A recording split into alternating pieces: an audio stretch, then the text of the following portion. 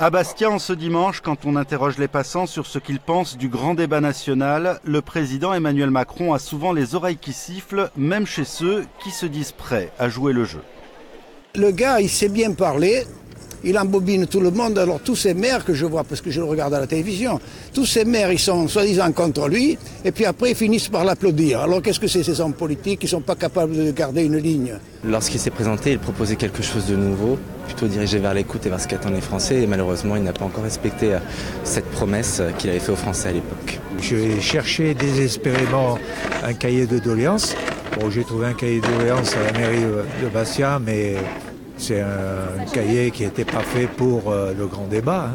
Donc j'ai laissé quelque chose dessus quand même. Et puis en même temps, c'est de la com, parce que je vois là 4 points de plus, etc.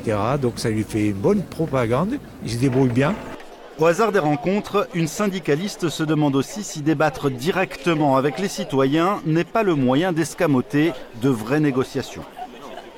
Pourquoi est-ce qu'on dit que les syndicats ne servent à rien? C'est qu'on ne veut plus discuter avec eux. Oui, c'est une opération de com.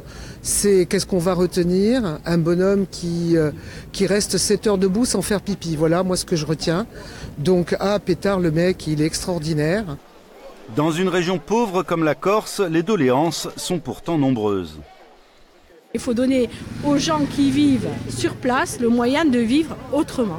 Ce moyen-là, vas-y. Il faut rendre la dignité aux gens. La dignité aux gens, c'est quoi? C'est d'être crédible déjà pour soi-même, pour l'économie.